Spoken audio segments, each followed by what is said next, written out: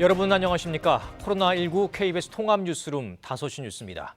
정기국회 마지막 날인 오늘 국회 본회의가 열리고 있습니다. 공수처법 개정안 등 주요 쟁점 법안들이 상정됐는데 야당은 전원위원회 소집 요구와 무제한 토론, 필리버스터를 이어간다는 계획입니다. 국회에 연결합니다. 네, 김수영 기자, 이 본회의 상황 전해주시죠. 네, 오늘 본회의는 예정보다 조금 늦어진 오후 3시쯤 시작했습니다. 지금은 여야 간에 큰 이견이 없는 비쟁점 법안을 먼저 처리하고 있는데요. 이른바 경제3법인 상법 개정안 등이 처리됐고 국가수사본부를 설치하고 자치경찰제를 도입하는 경찰법 개정안도 본회의를 통과했습니다. 120여 개 법률안에 대한 표결 절차가 끝나면 국민의힘은 쟁점 법안들에 대한 표결 지연 전략을 본격적으로 시작합니다. 우선 국회의원 전원이 법안에 관해 토론해야 하는 제도인 전원위원회를 소집 요구할 계획입니다. 이렇게 되면 본회의를 잠시 정회하고 국회의장과 여야 원내 지도부가 전원위원회 소집을 협의하게 되는데 민주당이 반대해 사실상 무산될 가능성이 큽니다. 그러면 국민의힘은 곧바로 필리버스터에 돌입할 계획입니다. 국민의힘은 공수처법 개정안과 국정원법 개정안, 남북관계 발전법 개정안 등 쟁점 법안들에 대해서 필리버스터를 신청했는데요. 이 가운데 안건 가장 위에 올라와 있는 공수처법 개정안이 상정되면 필리버스터가 시작됩니다. 첫 발언자로는 울산시장 선거 개입 의혹 사건의 핵심 관계자인 국민의힘 김기현 의원이 나섭니다. 오늘 상정된 공수처법 개정안은 공수처장 추천 과정에 의결 정족수를 완화해 사실상 야당의 거부권을 없애는 내용을 담고 있는데요. 김 의원은 이 같은 법률 개정이 공수처의 중립성을 해칠 수 있다는 우려를 전달할 것으로 보입니다. 필리버스터는 오늘 밤 정기국회 회기가 끝나면 자동으로 종료되고 다음 회기에서 해당 안건이 표결됩니다.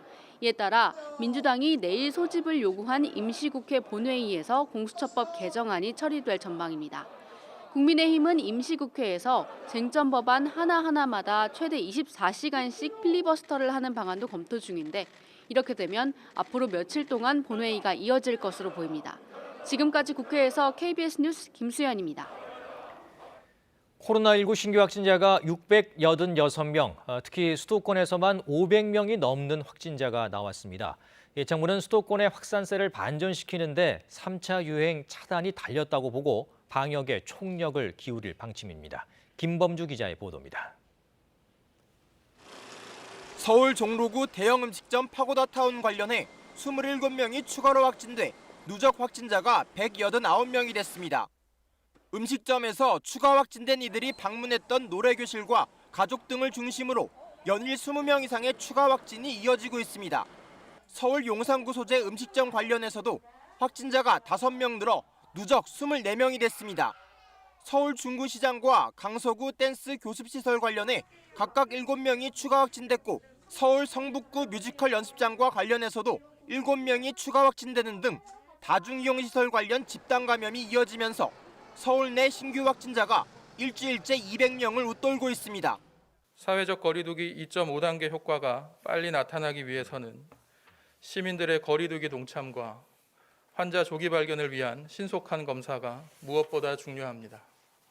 정부는 코로나19 확산세가 매우 심한 수도권을 이번 유행의 기세를 꺾을 승부처로 보고 거리두기 단계 조정에 더해 선제검사와 역학조사, 병상 확보 등 방역 대책에 총력을 기울일 방침입니다. 정부는 또 소상공인과 자영업자들을 대상으로 한 코로나19 맞춤형 지원 예산의 조기 집행을 위해 각 부처에 연말까지 예산 집행 계획 수립을 독려하고 있다고 밝혔습니다. 특히 백신 접종 전까지는 마스크가 최고의 백신이라고 강조했습니다.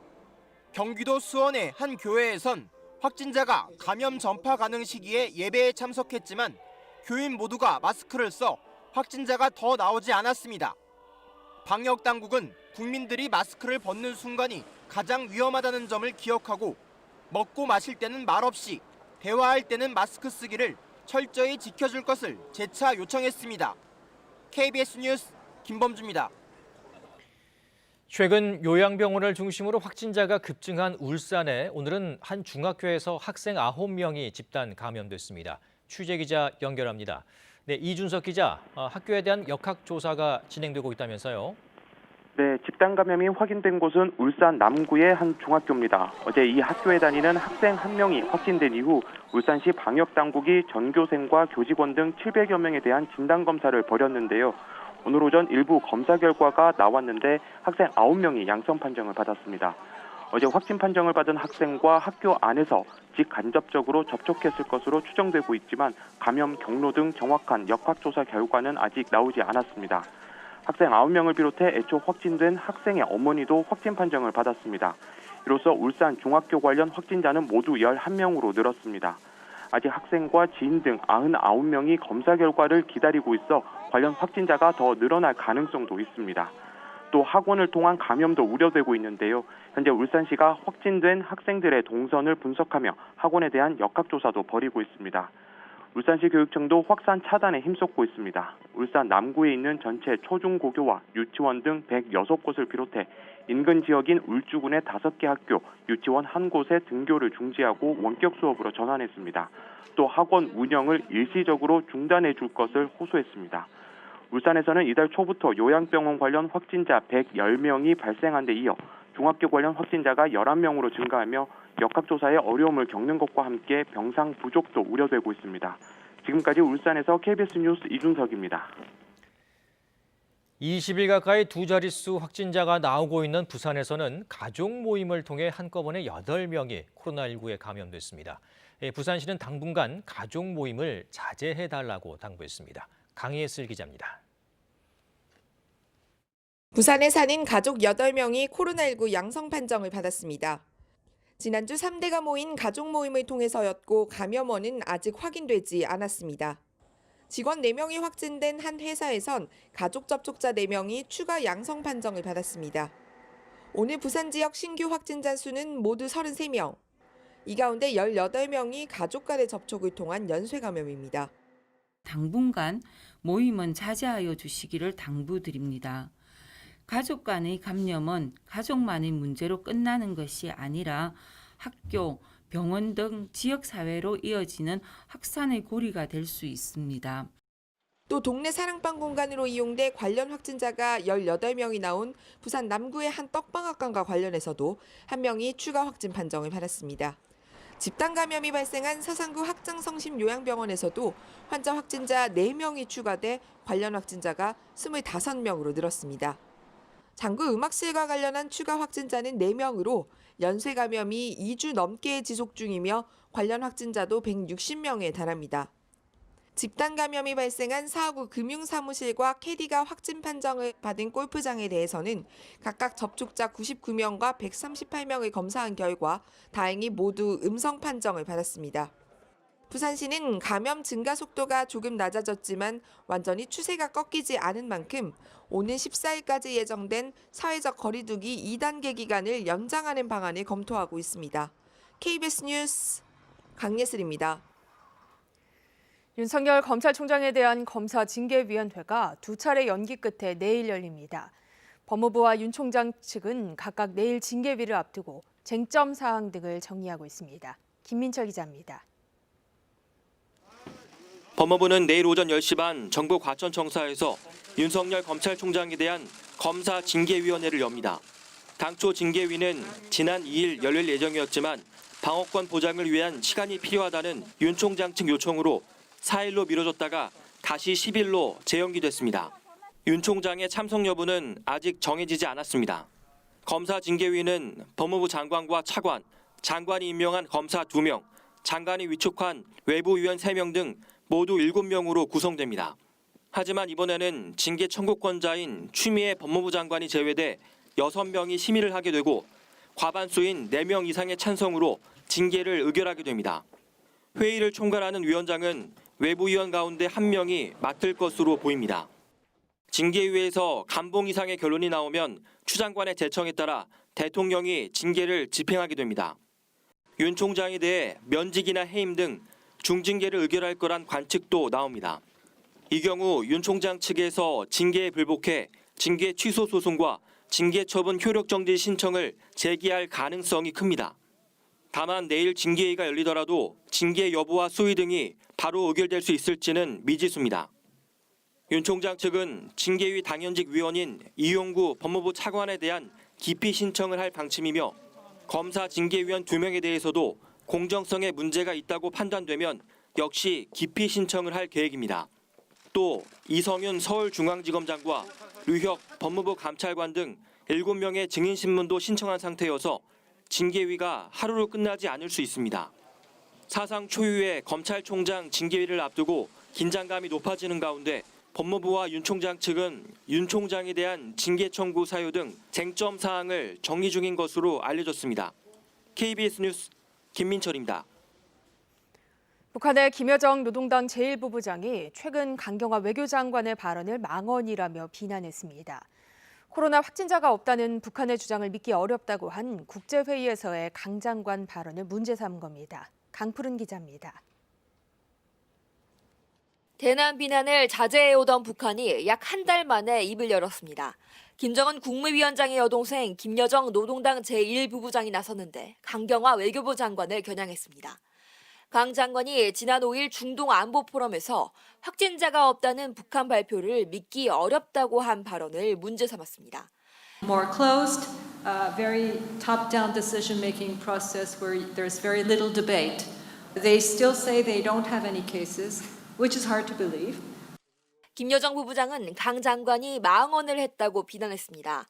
북한의 비상 방역 조치에 대해 주제 넘은 평을 한 걸 들었다며 속마음이 빤히 들여다보인다고 했습니다. 또 앞뒤 계산도 없이 망언을 쏟는 걸 보니 얼어붙은 남북 관계에 더 스산한 냉기를 불어오고 싶은 모양이라고 했습니다. 이어 정확히 들었으니 두고두고 기억할 것이라며 아마도 정확히 계산돼야 할 것이라고 덧붙였습니다. 4문장짜리 담화로 수위는 조절했지만 김정은 위원장이 나서 확진자가 없다며 방역에 집중하는 상황을 남측 외교장관이 국제사회에서 반박한 데 대한 불쾌감을 숨기지 않은 겁니다. 외교부는 강 장관이 국제적 방역협력 필요성을 강조하는 과정에서 짧게 언급한 내용일 뿐이라고 밝혔습니다. KBS 뉴스 강푸른입니다. 트럼프 대통령이 미국인이 코로나19 백신을 먼저 접종한 뒤 외국에 공급할 수 있다는 행정명령에 서명했습니다. 백신 회사들이 잇따라 외국 정부와 공급 계약을 맺자 나온 조치인데 이 행정명령이 얼마나 효력을 발휘할지는 미지수입니다. 워싱턴에서 김웅규 특파원입니다. 트럼프 대통령은 아무도 할 수 없다던 백신 개발을 자신의 행정부가 해냈다고 자랑했습니다. 이틀 뒤 화이자 백신의 긴급 사용 승인 자문회의가 열리는데 화이자 백신 효능이 발표대로 95%임을 확인하는 보고서가 나온 뒤입니다. 트럼프 대통령은 그런데 생산된 백신은 미국인이 먼저 쓰고 외국에 공급할 것이라는 행정명령에 서명했습니다. That the United States government prioritizes the getting out of the vaccine to American citizens before sending it to other nations. 화이자사를 비롯한 백신 개발 회사들이 외국 정부와 백신 공급 계약을 잇따라 맺으면서 미국도 백신이 부족할 수 있다는 우려 속에 나온 행정명령입니다. 계약을 추진하는 외국 정부 가운데는 한국도 포함되어 있습니다. 문제는 대통령 행정명령이 얼마나 효력이 있느냐입니다. 화이자사는 백신 개발에 미국 정부의 돈을 지원받지 않은 다국적 제약사입니다. 트럼프 행정부 백신 공급 최고 책임자도 행정명령 질문에 곤혹스럽습니다. Frankly, I don't know, and frankly, I'm staying out of this, so I can't comment. I don't literally know? don't know. 공급에 문제가 없으려면 화이자에 이어 백신 개발사들의 백신 후보들이 아무 문제 없이 계획대로 공급돼야 합니다. 이 경우 8억 회 분량의 백신이 공급될 수 있다고 전문가들은 예상합니다. 바이든 당선인도 취임 후 100일 안에 1억 회 분량의 백신을 미국인이 접종받을 수 있게 하겠다고 밝혔습니다. At least 100 million COVID vaccine shots into the arms of the American people in the first 100 days. 이 역시 백신 승인과 공급에 문제가 없어야 한다는 전제가 깔려 있습니다. 워싱턴에서 KBS 뉴스 김웅규입니다. 전남 나주시 세지면의 한 유경 오리 농장이 고병원성 조류 인플루엔자 확진 판정을 받았습니다. 농림축산식품부 등에 따르면 해당 농장은 H5N8형 고병원성 AI로 확진됐습니다. 정부는 해당 농장 출입을 통제하고 오리 3만 2천 마리를 예방적 처분했으며 반경 3km 이내 농장 13곳의 39만 6천 마리도 예방적 처분을 진행 중입니다. 가금 농장에서 고병원성 AI가 확진된 것은 올 들어 이번이 6번째입니다. 최근 한국타이어 대전 공장에서 40대 노동자가 기계 설비에 끼어 숨지는 사고가 있었는데요. 이 관련해 노동청이 열흘간의 중대재해 특별 감독에 돌입했습니다. 사고 방지 안전장치와 업무 절차 등을 점검하고 문제가 있으면 사법 처리 등의 조치를 내릴 방침입니다. 한솔 기자입니다. 지난달 18일 한국타이어 대전 공장에서 타이어 성형 작업을 하던 46살 A씨가 기계 설비에 끼어 크게 다쳤습니다. 의식을 잃고 병원으로 옮겨진 A씨는 17일 만인 지난 4일 결국 숨졌습니다. 노동자 사망에 따라 대전고용노동청은 이번 사고를 중대재해로 규정하고 열흘 동안 특별감독에 착수했습니다. 사망 사고가 난 한국타이어 대전 공장뿐만 아니라 같은 설비가 있는 금산 공장도 감독 대상에 포함됐습니다. 이번 특별감독에는 노동청 근로감독관 21명과 산업안전보건공단 전문가 10명 등 약 30명의 인력이 투입돼 관련법 위반 여부를 집중 점검할 예정입니다. 사고 당시 해당 설비에는 사람이 접근하면 작동이 멈추는 센서가 있었지만 작동하지 않은 것으로 확인됐습니다. 이에 따라 노동청은 끼임 사고를 방지하는 안전장치와 업무 절차 등을 자세히 점검할 계획입니다. 우리 사고 난 것처럼 설비의 끼임 위험을 좀 중점적으로 볼 생각이고요. 더불어서 조직 내 안전 문화라든지 이런 것들까지 면면히 살펴봐서 또 최근 한국타이어 공장에서 발생한 산업재해 기록과 업무 지침, 근무 일지 등도 검토할 것으로 알려졌습니다. 이번 특별감독은 실효성을 높이기 위해 한국노총과 민주노총 양대 노조가 참여하며 특별감독 결과 위법 사항이 발견되면 사법 처리와 함께 작업 중지 명령을 내릴 방침입니다. KBS 뉴스 한솔입니다. 서울 서부지법 형사 9단독은 오늘 신입사원 채용과 관련해 업무 방해 등의 혐의로 재판에 넘겨진 하나은행 전 인사부장 강모 씨에 대해 징역 8개월의 집행유예 2년, 벌금 100만 원을 선고했습니다. 또 다른 전직 인사부장 송모 씨에 대해서는 징역 1년의 집행유예 2년, 벌금 200만 원을 선고하고 전 인사팀장 오모 씨와 박모 씨에게는 각각 벌금 1,000만 원을 선고했습니다. 이들은 수년간 신입사원 채용 과정에서 은행 주요 거래처 지인이나 전 지점장 자녀, 특정 대학 출신 지원자들을 뽑는 데 관여한 혐의를 받고 있습니다. 라임 자산 운용의 정치권 로비 의혹 등을 수사 중인 검찰이 윤갑근 국민의힘 충북 도당위원장에 대해 구속영장을 청구했습니다. 윤 위원장은 앞서 지난 10월 김봉현 전 스타모빌리티 회장이 로비 대상으로 지목했던 인물이기도 합니다. 문예슬 기자의 보도입니다. 라임 사태와 관련해 김봉현 전 스타모빌리티 회장이 로비 대상으로 언급한 윤갑근 국민의힘 충북 도당위원장. 서울 남부지검은 윤 위원장에 대해 알선수재 혐의로 구속영장을 청구했다고 밝혔습니다.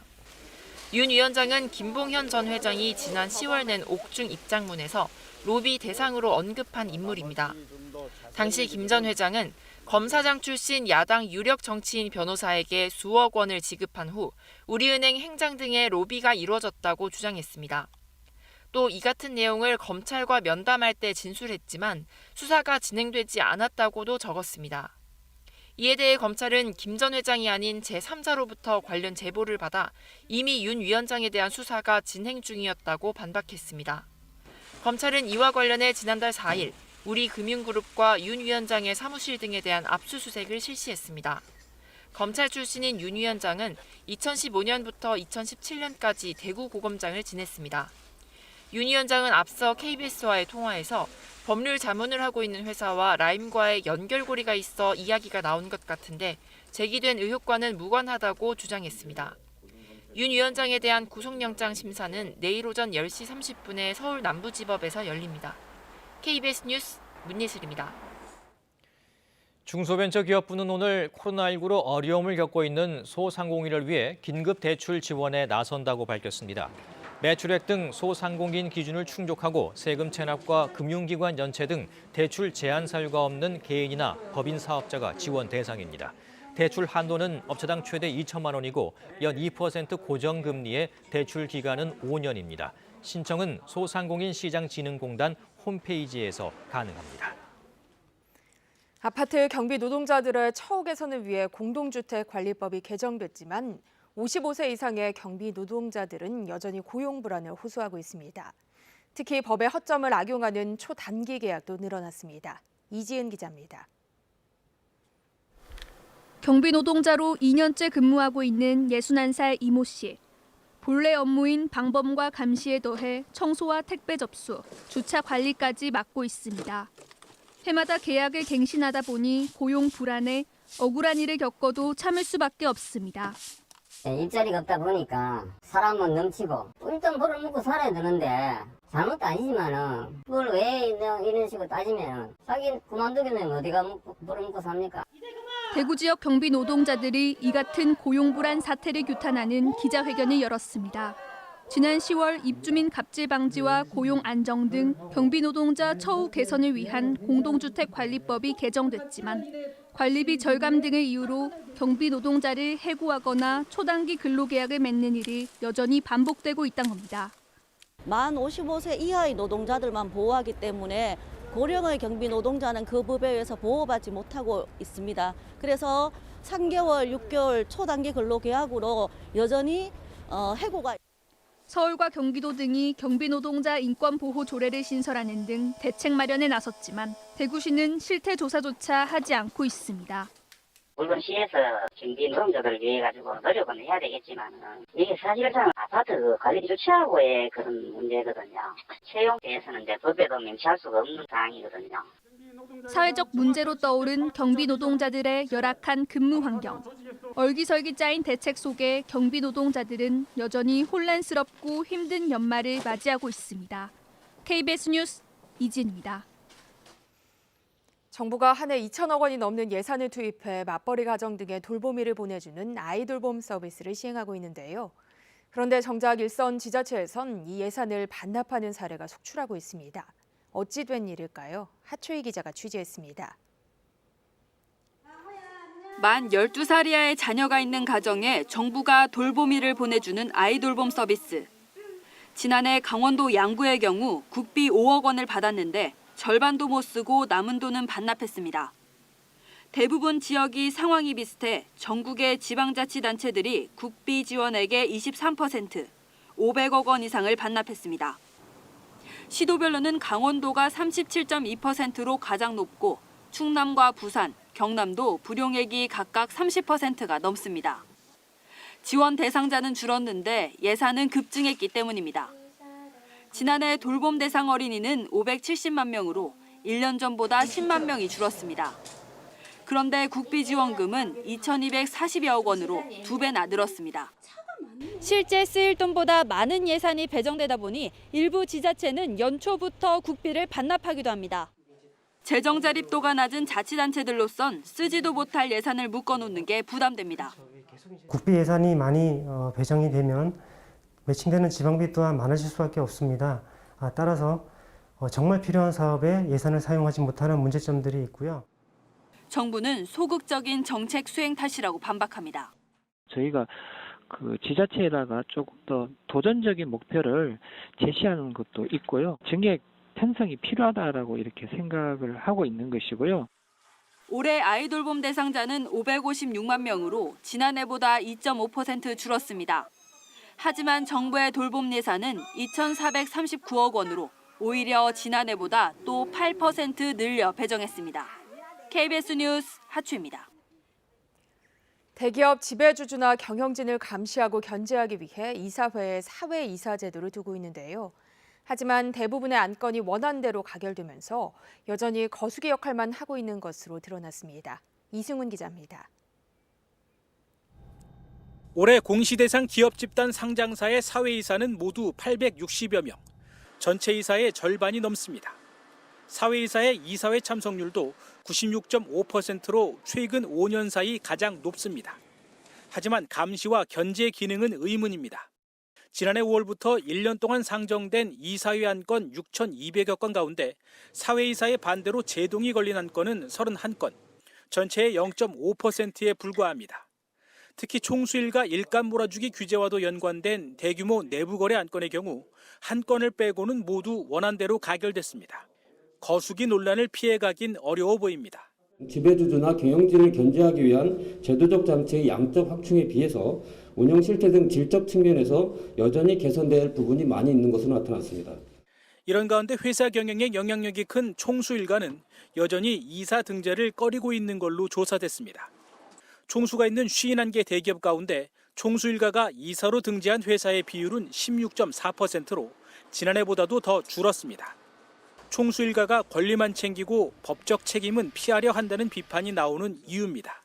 KBS 뉴스 이승훈입니다. 이어서 오늘의 주식 시황을 KB증권에서 전해드립니다. KB증권입니다. 코스피가 하루 만에 반등세를 보이며 2750선을 넘어섬과 동시에 또다시 사상 최고치를 기록했습니다. 코스닥도 외국인과 개인의 동반 매수에 힘입어 1% 가까이 올랐습니다. 오늘 코스피 지수는 54.54포인트 상승한 2755.47에 코스닥은 6.97포인트 오른 913.81에 마감됐습니다. 영국에서 코로나19 백신 접종을 시작하면서 이에 대한 기대 심리가 높아진 가운데 어제 낙폭에 따른 저가 매수세가 유입되며 특히 철강과 화학업종의 상승이 눈에 띄는 모습이었습니다.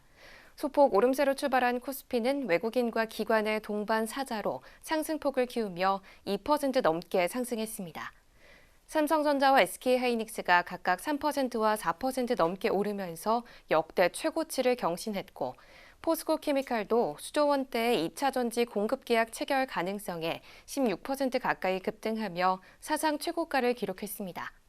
아모레퍼시픽이 시장 회복 및 실적 개선 기대감에 10%대 강세였고 SK이노베이션은 ITC 최종 판결을 하루 앞두고 5% 넘게 상승했습니다. 오늘 원달러 환율은 60전 내린 1,084원 80전에 거래를 마쳤습니다. 지금까지 KB증권이었습니다. 중부지방을 중심으로 구름이 많이 끼어 있습니다. 밤부터는 중부 내륙 곳곳에서 비나 눈이 내릴 것으로 예상됐는데요. 경기 북부, 강원 영서 중북부 지역에서 비나 눈이 시작되겠고 내일 새벽에는 서울을 비롯한 그 밖의 수도권과 강원 영서 그리고 충남 북부 지역까지 비나 눈이 확대되겠습니다. 그중에서 경기 동부와 강원 영서 중부 그리고 북부에는 최고 3cm가량의 눈이 내려 쌓일 것으로 전망됩니다. 이후에도 전국에 구름이 많이 끼겠습니다. 내일 흐린 날씨가 예상됩니다. 한편 동해안 지역에는 건조특보가 계속되고 있는 상황입니다. 바람까지 약간 강하게 불어서 화재의 위험이 높은데요. 내일도 불씨 관리에 신경을 쓰셔야겠습니다. 오늘 한낮에는 평년 수준을 회복했습니다. 당분간은 추위가 주춤하겠는데요. 서울의 아침 기온이 2도, 청주, 대구 0도, 광주 1도 등으로 오늘보다 5도에서 7도가량 높겠습니다.